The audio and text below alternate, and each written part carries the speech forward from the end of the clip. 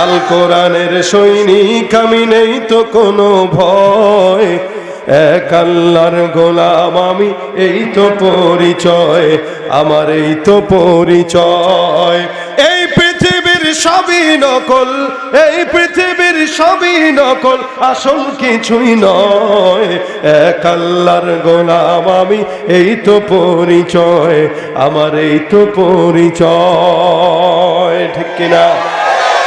কোরআন হাদিস শাসনতন্ত্র রাসূল আমার নেতা, উৎসাহ মোর চির অম্লান ইতিহাস বীর গাথা।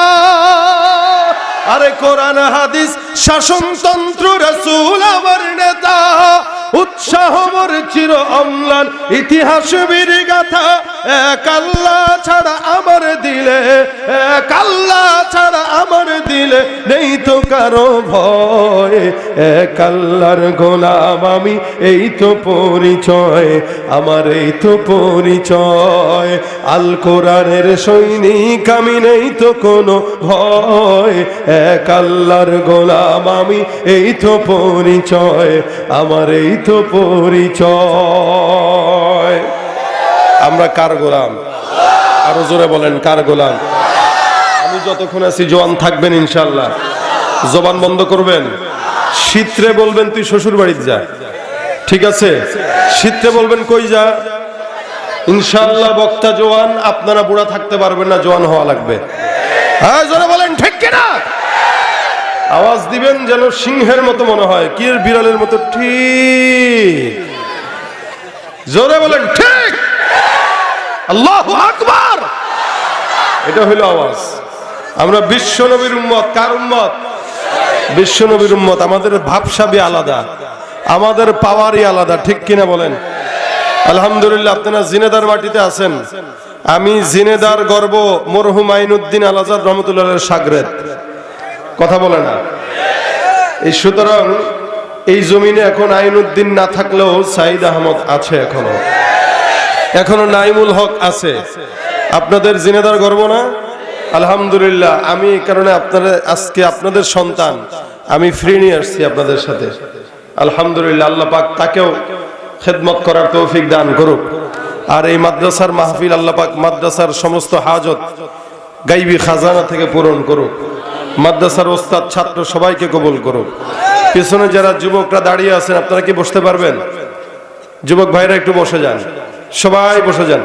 দাঁড়ায় আছে এখনো, কেউ যদি দাঁড়ায় থাকে সিস্টেম হইলে বসানোর, পায়জামা বা লুঙ্গি যেটাই পড়বে খালি ধরে টান দিবেন, হয়তো সে বসবে না তো তার প্যান্ট বসবে। শুরু করেন আমল। হ্যাঁ এখন বসে, সবাই রে বসায় দেন। মুহাম্মদুর রাসূলুল্লাহ সাল্লাল্লাহু আলাইহি ওয়াসাল্লাম আমাদের বিশ্ব নেতা, ঠিক কিনা? এই নেতার উপরে কোন নেতা আছে? আপনাদের জিনেদায় আছে? এরপরেও রাজনীতি সামনে আসতেছে, স্লোগান চলবে অমুক নেতার চরিত্র মুখস্থ। এটা আপনাদের কত নেতার চরিত্র যে দেখলাম, কিন্তু আমাদের দেশের অধিকাংশ চরিত্রই দেখছি চুর আর দুর্নীতির চরিত্র। ভালো চরিত্র আমরা পাই নাই। কিন্তু আল্লাহ পাক রব্বুল আলামিন এই জমিনের মধ্যে একজনকে চরিত্রের সনদ দিয়েছেন, মুহাম্মদুর রাসূলুল্লাহ। যার চারিত্রিক সনদ দিয়েছেন কে? আল্লাহ দিয়েছেন। আপনারা আমরা যাদেরকে চারিত্রিক দিক থেকে নেতা মানি, এরা চরিত্রের চও বুঝে না।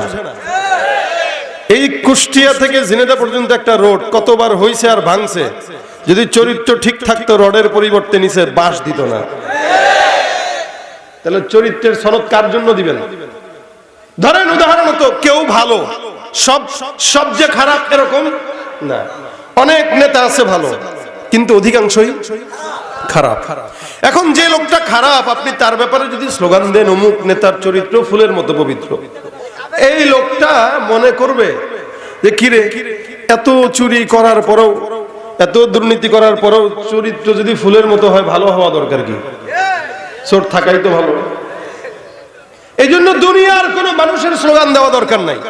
স্লোগান হবে বিশ্ব নবীর চরিত্র, আমি ভুল করেন কে, ফুলের চেয়েও পবিত্র, বিশ্ব নবীর চরিত্র, এটা হবে স্লোগান। আল্লাহ পাক এই নবীর চরিত্রের কথা কোরআনে বর্ণনা করেন। শুধু বর্ণনা নয়, আল্লাহ পাক সূরা নাজিল করেছেন। নবী করিম সাল্লাল্লাহু আলাইহি ওয়াসাল্লাম 40 বছর পর্যন্ত চুপচাপ ছিলেন। আল্লাহ পাক যখনো পর্যন্ত ওনাকে দায়িত্ব দেন নাই,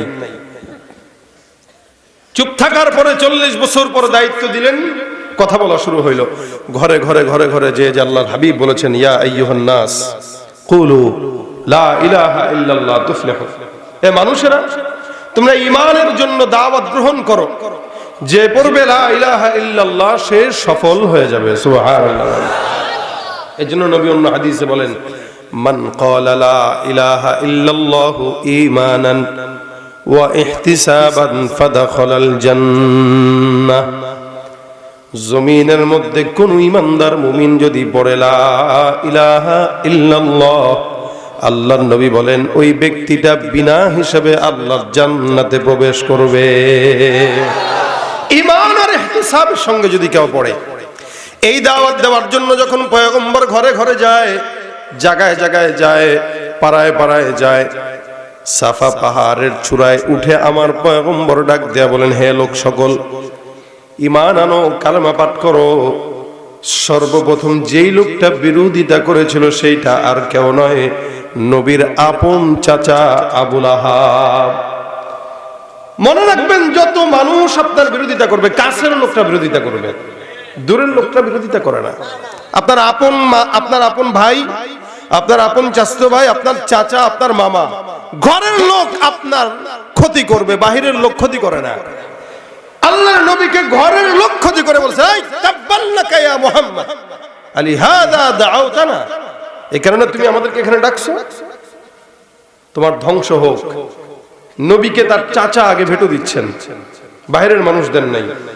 আল্লাহ পাক তার জবাব দিয়া সূরা নাজিল করে বলেছেন, তাব্বাত ইয়াদা আবি লাহাবিন ওয়া তাব্বা মা আগনা আনহু মালুহু ওয়া মা কাসাব সায়াসলা নারান যাতা লাহাবিন ওয়া ইমরাআতুহু হাম্মালাতাল হাতাব ফি জিদিহা হাবলুম মিন মাসাদ।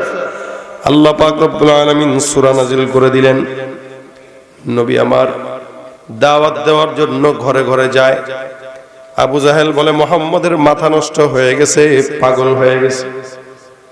নবী আমার দ্বীনের কথা বলে, আবু জাহেল, উতবা, সাইবা সবাই বলে পাগল। আল্লাহ পাক রব্বুল আলামিন রাসূল সাল্লাল্লাহু আলাইহি ওয়াসাল্লামকে পাগল বলার অপরাধে কাফেরদের বিরুদ্ধে, বেঈমানদের বিরুদ্ধে আল্লাহ পাক আয়াত নয়, একটা পূর্ণাঙ্গ সূরা নাজিল করে দিলেন। সুবহানাল্লাহ। আল্লাহ পাক রব্বুল আলামিন বলেন, নুন ওয়াল কলামি ওয়া মা ইয়াসতুরুন, কলমের কসম, কলম যা যা লিখলো তার কসম। আসমান জমিন যখনও নাজিল হয় নাই, আল্লাহ পাক সর্বপ্রথম একটা কলম নাজিল করেছেন। হাদিসে নবী বলেন, ইন্না আউওয়ালা মা খালাকাল্লাহুল কলম ثم قال له اكتب فجرى في تلك الساعة كائن إلى يوم القيامة। সারা জমিন আসমান সৃষ্টি হওয়ার আগে আল্লাহ পাক রব্বুল আলামিন কলম সৃষ্টি করেছেন। কলম দিয়ে বললেন, কলম লেখো। কলম মানুষের কথা লিখলো, কলম জমিনের কথা লিখলো, আসমানের কথা লিখলো, পাহাড়ের কথা লিখলো। এই গোটা জমিন কিভাবে চলবে সব কলম লিপিবদ্ধ করে দিল। আল্লাহ পাক রব্বুল আলামিন বলে, কলম লিখছে গোটা দুনিয়ার কসম। কলমের কসম মানে গোটা দুনিয়ার কসম, কলম যা যা লিখলো তার কসম। জিজ্ঞাসা যদি করা হয়, আল্লাহ গোটা দুনিয়ার কসম কেন খাইলেন? এক এক সময় আল্লাহ পাক রব্বুল আলামিন এক এক আয়াতের কসম খায়, এক এক জিনিসের কসম খায়, যার কারণে আল্লাহ পাক কখনো কখনো বলেন, অশ-শামসি ওয়া দুহাহা ওয়াল কমারি ইযা তালাহা ওয়ান নাহারি ইযা জাল্লাহা ওয়াল লাইলি ইযা ইয়াগশাহা ওয়াস সামাই ওয়া মা বানাহা ওয়াল আরদি ওয়া মা তুহাহা ওয়া নাফসিন ওয়া মা সাওয়াহা। কখনো কখনো আল্লাহ পাক বলেন, ইযা জুলজিলাতিল আরদু জিলজালাহা ওয়াল ফাজরি ওয়া লায়ালিন আশর। আল্লাহ পাক রব্বুল আলামিন এক একটা আয়াতের এক একটা জিনিসের কসম খায় আল্লাহ পাক রব্বুল আলামিন আয়াত নাযিল করেন। এই জায়গাটায় গোটা দুনিয়ার কসম খান। আল্লাহ বলেন, যেহেতু আমার পয়গম্বরকে পাগল বলল, এই জিনিসটা কিন্তু ছোট্ট কোনো কথা না। ইস্যুটা যেহেতু অনেক বড়, যার কারণে আমি আল্লাহ পাক গোটা দুনিয়ার কসম খায়া কাফের বেঈমানদেরকে জানায় দিলাম, মা আনতা বিনি'মাতি রাব্বিকা বিমাজনুন। হে পয়গম্বর মুহাম্মদ, আপনাকে যারা পাগল বলে, আমি আসমান আর জমিনের গোটা পৃথিবীর কসম খায়া বললাম, হে নবী, আপনি আপনার রবের দয়ায় পাগল না। যারা আপনাকে পাগল বলে তারা পাগল, তাদের বাপদাদা 14 গোষ্ঠী পাগল। বলেছেন কে? আল্লাহ পাক রব্বুল আলামিন বলেন, এই গোটা জমিনের মধ্যে যত মানুষ আছে এরা সবাই হলো পাগল। যারা আমার নবীকে পাগল বলে তারা পাগল। মনে রাখবেন, যারা নবীর ওয়ারিস আলেম ওলামাদেরকেও পাগল বলে, এই জমিনের মধ্যে সবচাইতে বড় পাগল হলো তারা। আল্লাহ পাক রব্বুল আলামিন আয়াত নাযিল করলেন। আল্লাহ পাক রব্বুল আলামিন বললেন, খবরদার, আপনার রবের দয়া আপনি কোনোদিন পাগল না। যদি আমি আল্লাহ আপনাকে পাগল বানাইতাম, এত নিয়ামত আমি আল্লাহ দান করতাম না। আল্লাহ পাক পরের লাইনে বলেন, ওয়া ইন্না লাকা লাআজরান গায়রা মামনুন। আপনার উপরে আমি আল্লাহ পাক নিরবিচ্ছিন্ন নিয়ামত দান করলাম। এত এত নিয়ামত অন্য কোন নবীকে আমি আল্লাহ দেই নাই। যেই নিয়ামত আপনাকে দান করলাম, মেরাজের মতো নিয়ামত আপনাকে দান করলাম, হাউজে কাউসারের মতো নিয়ামত আপনাকে দান করলাম, কোরআনের মতো নিয়ামত আমি আল্লাহ আপনাকে দান করলাম। পাগলে মানুষ 2 টাকা দিবে না, কিন্তু 10 লক্ষ টাকার বান্ডিল যদি একসঙ্গে ধরায় দেয়, পাগল এটার মর্যাদা বুঝে না। আমার আল্লাহ পাক রব্বুল আলামিন নবীকে ছোট্ট নিয়ামত দেয় নাই, বিশাল বড় বড় নিয়ামত।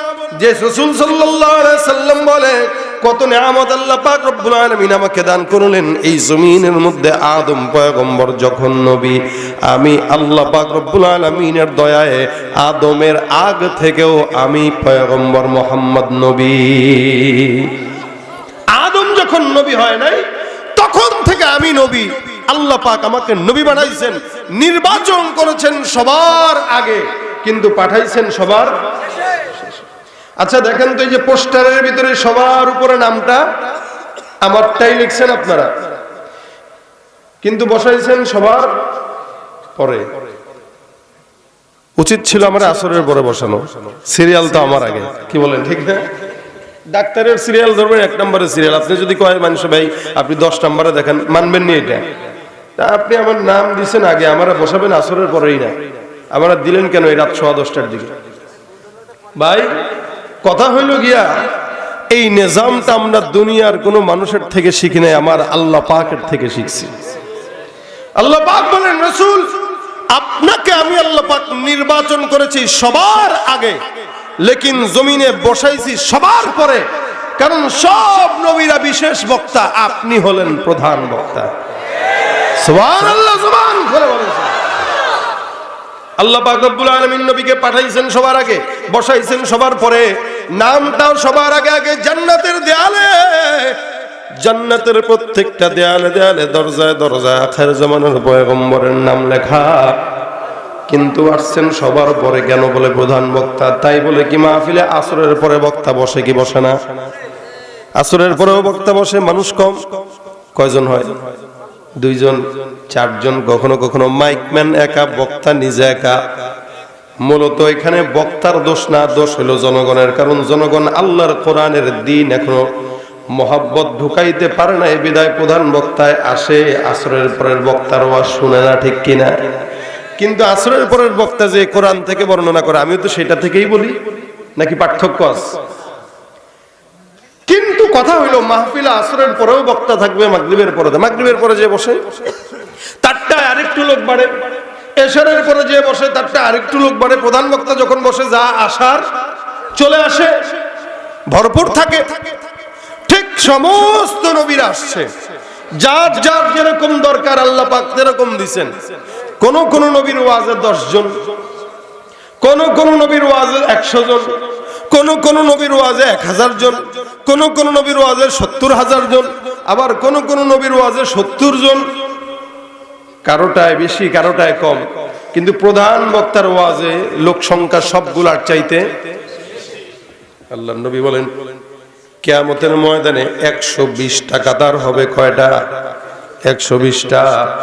120টা কাতারের মধ্যে আমি মুহাম্মদের উম্মতের কাতার হবে 80টা কাতার, আর বাকি 40 কাতার সমস্ত নবীদের উম্মতদের সবগুলো মিলে হবে। তার মানে বোঝা গেল 120টার ভিতরে 40 জন, 40টা কাতার সব নবীদের, আর 80টা কাতার একাই মুহাম্মদের উম্মত। বলেন তো আল্লাহর নবীর উম্মতরা বেশি না কম? এক একজন নবীর এক একজন উম্মত অল্প অল্প। যেমন সমস্ত নবীদেরকে আল্লাহ পাক রব্বুল আলামিন দিলেও আল্লাহ পাক রব্বুল আলামিনের হাবিব মুহাম্মদুর রাসূলুল্লাহর উম্মতের সংখ্যা কতজন দেখেন? বলে পয়গম্বর মুহাম্মদুর রাসূলুল্লাহ সাল্লাল্লাহু আলাইহি সাল্লাম যখন বিদায় হজের ভাষণ দেন, ওই বিদায় হজের ভাষণের সময় সাহাবা আজমাইনদের সংখ্যা ছিল ১.৫ লক্ষ সাহাবায়ে কেরাম। সুবহানাল্লাহ। আল্লাহ পাক রব্বুল আলামিন তাকে এত সম্মান দান করলেন। এ মুসলমান, যার কারণে নিয়ামত দিতে যায় কোরআনের মধ্যে আল্লাহ পাক রব্বুল আলামিন কোন জায়গায় পয়গম্বরকে একটা জায়গাতেও নাম ধরে উল্লেখ করেন নাই। দেখবেন এলাকার চেয়ারম্যানকে মানুষ চেয়ারম্যান সাহেব বলে ডাকে, মেম্বার সাহেব বলে ডাকে, নাম ধরে না। যদিও নাম ধরে অমুক চেয়ারম্যান বলে, তমুক চেয়ারম্যান বলে। কেন? এটা চেয়ারম্যানের সম্মান, এটা মেম্বারের সম্মান। আল্লাহ পাক রব্বুল আলামিন পয়গম্বর মুহাম্মদুর রাসূলুল্লাহ সাল্লাল্লাহু আলাইহি সাল্লামের নাম কোনদিন ধরেন নাই। কোরআনের মধ্যে সব নবীদেরকে আল্লাহ পাক রব্বুল আলামিন নাম ধরে ধরে বর্ণনা করেছেন। কিন্তু সম্মান দিতে যায়, মর্যাদা দিতে যায়, নিয়ামত দিতে যায় আল্লাহ পাক কোরআনে একটা জায়গাতেও পয়গম্বরকে নাম ধরে আল্লাহ পাক উল্লেখ করেন নাই। সুবহানাল্লাহ। আল্লাহ পাক ডাক দেয়া বলেন, ইয়া আদম উসকুন আনতা ওয়া যাওজুকাল জান্নাহ। হে আদম, তোমাকে আমি আল্লাহ পাক রব্বুল আলামিন জান্নাতে বসবাস করার আদেশ দিলাম। এখানে আল্লাহ পাক আদমকে নাম ধরে উল্লেখ করেছেন। আল্লাহ পাক ডাক দেয়া বলেন, ইয়া জাকারিয়া ইন্না নুবাশশিরুকা বিগুলাম। জাকারিয়া পয়গম্বরকে আল্লাহ পাক নাম ধরে উল্লেখ করেছেন। আল্লাহ ডাক দেয়া বলেন, ইয়া ইয়াহইয়া খুযিল কিতাবা বিকুওয়া। এখানে ইয়াহইয়া নবীকে আল্লাহ পাক নাম ধরে উল্লেখ করেছে। আল্লাহ পাক ডাক দেয়া বলেন, ওয়া জাকারিয়া ওয়া ইয়াহইয়া ওয়া ইলিয়াস কুল্লুম মিনাস সালিহিন। ইলিয়াস পয়গম্বরকে আল্লাহ পাক রব্বুল আলামিন নাম ধরে উল্লেখ করেছেন। আল্লাহ পাক ডাক দেয়া বলেন, ইয়া নূহু বিতু বিসালামিন মিন্না ওয়া বারাকাতিন আলাইক। এখানেও নূহ পয়গম্বরকে আল্লাহ পাক রব্বুল আলামিন নাম ধরে উল্লেখ করেছেন। আল্লাহ বলেন, ইয়া ইব্রাহিম ক্বাদ সাদ্দাকাতার রুইয়া। ইব্রাহিম নবীকেও নাম ধরে ডাকলেন, ইসমাইল নবীকেও নাম ধরে ডাকলেন, ইউনূস নবীকেও নাম ধরে ডাকলেন, ইলিয়াসকেও নাম ধরে ডাকলেন। সব পয়গম্বরদেরকে আল্লাহ পাক রব্বুল আলামিন নাম ধরে ধরে ডাকলেন। কিন্তু আপনার আমার পয়গম্বর মুহাম্মদুর রাসূলুল্লাহ সাল্লাল্লাহু আলাইহি ওয়াসাল্লাম এত মর্যাদাবান পয়গম্বর, আল্লাহ পাক কোরআনের ফাতিহা থেকে নিয়ে নাস পর্যন্ত একটা জায়গাতেও শুধুমাত্র মুহাম্মদ বলে বলেন নাই। সুবহানাল্লাহ। আল্লাহ পাক সব নবীদেরকে নাম ধরে ডাকলেও কোরআনের মধ্যে আল্লাহ পাক আমার পয়গম্বরকে ডাক দিলেন, ইয়া আইয়ুহান নবী। আল্লাহ পাক ডাকার ক্ষেত্রে পয়গম্বরকে বলেছেন, হে নবী। অন্য আয়াতের মধ্যে আল্লাহ পাক ডাক দিয়ে বলেন, ইয়া আইয়ুর রাসূল। আল্লাহ পাক নবী বলে সম্বোধন করেছেন, রাসূল বলে সম্বোধন করেছেন। আল্লাহ পাক কখনো কখনো বলেন, আল্লাহর হাবিব বিছানার মধ্যে শোয়া, আল্লাহ পাকের পছন্দ হয়ে গেল, ডাক দেয়া বলেন, ইয়া আইয়ুহাল মুজাম্মিল। আল্লাহ পাক কখনো কখনো বলেন, ইয়া আইয়ুহাল মুদ্দাসসির। আল্লাহ পাক কখনো কখনো বলেন, তাহা মা আনজালনা আলাইকাল কুরআনা লিতাশকা। আল্লাহ পাক রব্বুল আলামিন জায়গায় জায়গায় জায়গায় জায়গায় ভিন্ন ভিন্ন নাম দেয়া, লকব দেয়া নবীকে ডাকলেন, নাম ধরেন নাই। যদি কখনো নাম ধরেছেন, নামের সাথে সাথে লকবটাও লাগাইছেন। এ মুসলমান, যেমন নাকি অমুক চেয়ারম্যান, মানুষ তাকে সম্মান দেয়, নাম ধরে, কিন্তু চেয়ারম্যান লকবটা লাগায় দেয়। ওলামা একরামের নাম ধরে না, মানুষ বলে মুফতি সাহেব, মাওলানা সাহেব, হযরত, শায়েখ, পীর সাহেব। কেন? বলে এটা হলো একজন আলেমের সম্মান, যেমন নাকি আল্লাহ পাক নবীকে এই সম্মান দান করেছেন। আল্লাহ পাক রব্বুল আলামিন কোরআনে মুহাম্মাদুর রাসূলুল্লাহর নাম উল্লেখ করলেও আল্লাহ পাক ডাক দিয়া বলেন মুহাম্মাদুর রাসূলুল্লাহ। মুহাম্মদ শুধু নয়, তিনি আল্লাহর রাসূল। জোরে বলেন সুবহানাল্লাহ। মুহাম্মদ উল্লেখ করেছেন, কিন্তু পাশাপাশি রাসূল শব্দটা আল্লাহ পাক লাগিয়েছেন। আল্লাহ পাক কখনো কখনো বলেন ওয়ামা মুহাম্মাদুন ইল্লা রাসূল। মুহাম্মদ তো নয়, তিনি হলেন আল্লাহর রাসূল। আল্লাহ পাক অন্য আয়াতের মধ্যে ডাক দিয়া বলেন ওয়ামা আরসালনাকা ইল্লা রাহমাতাল লিল আলামিন। এখানে আল্লাহ পাক রব্বুল আলামিন আমার পয়গম্বরকে রাহমাতুল লিল আলামিন বলে সম্বোধন করেছে। আল্লাহ পাক রব্বুল আলামিন অন্য আয়াতের মধ্যে ডাক দিয়া বলেন লাকাদ কানা লাকুম ফি রাসূলিল্লাহি উসওয়াতুন হাসানাহ। এখানে রব্বুল আলামিন রাসূল শব্দ লাগাইলেন।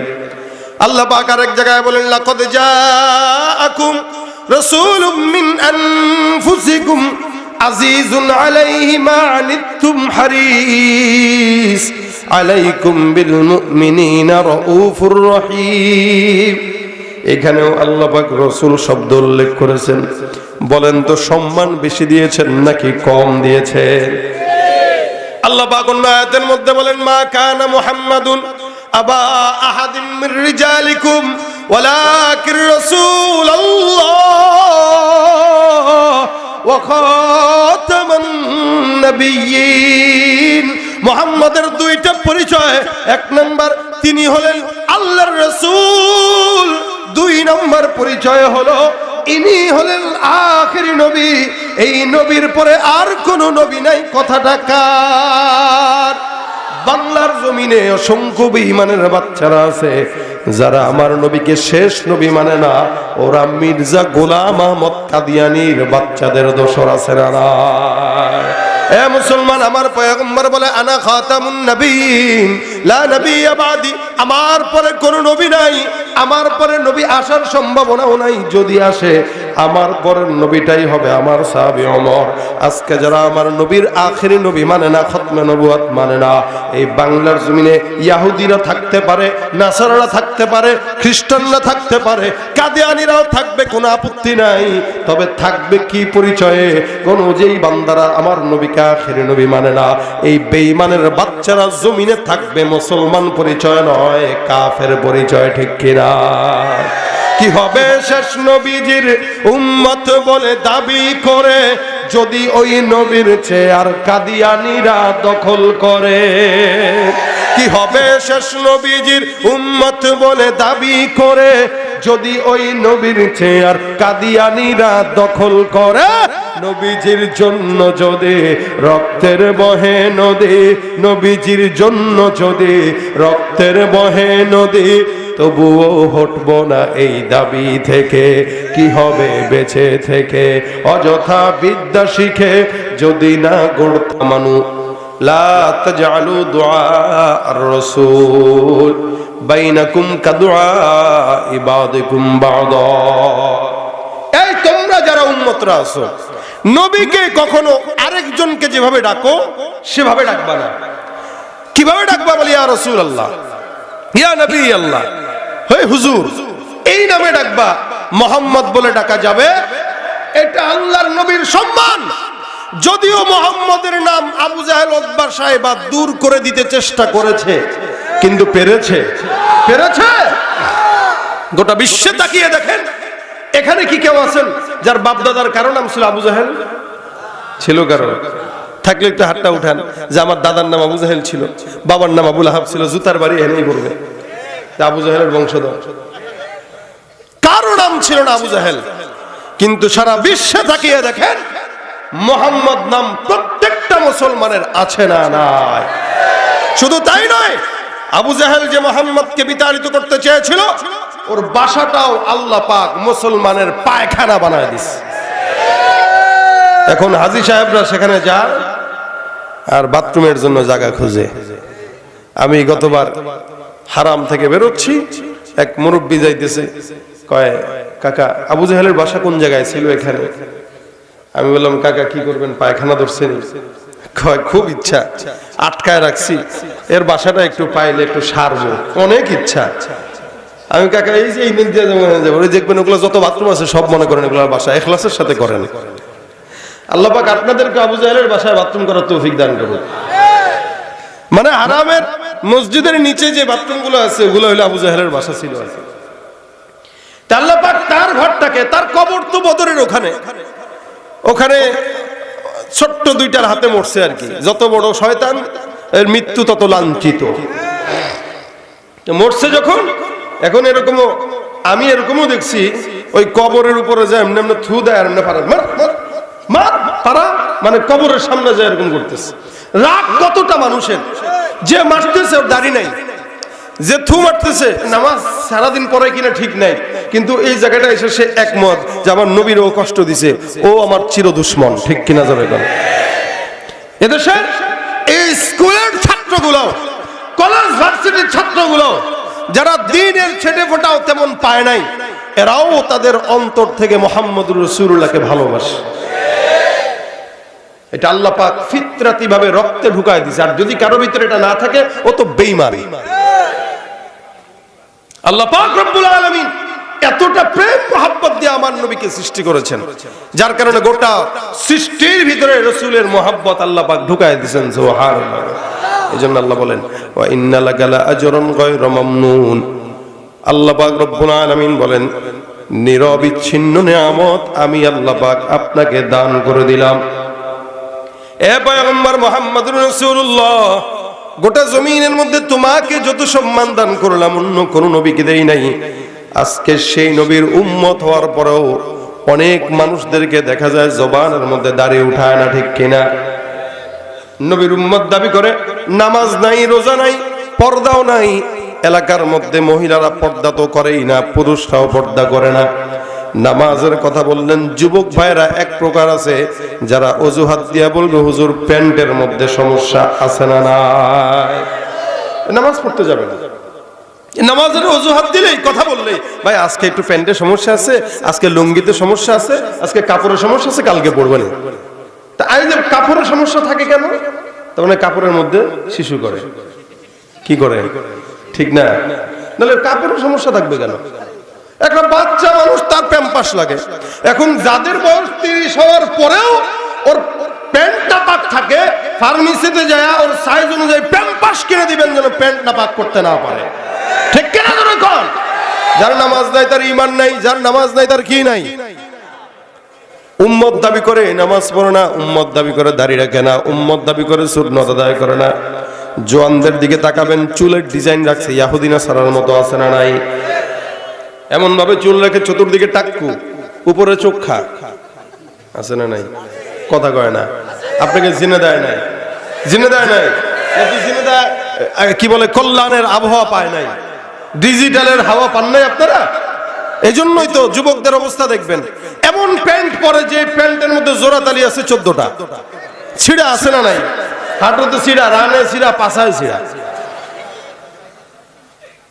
মা খালা দেখে আর করে সওয়াল, কোন জায়গায় তুই কমিন দিয়ে অ্যাক্সিডেন্ট করেছিস? কে কি এর অ্যাক্সিডেন্ট করলাম? কই হাঁটুর মধ্যে ছিঁড়া দেখা যাচ্ছে।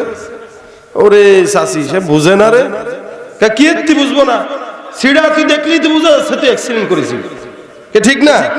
সেওয়াল বলতেছে না চাচি, এটা তো ছিঁড়া, এটা অ্যাক্সিডেন্টের ছিঁড়া না, এটা হলো স্টাইলের ছিঁড়া।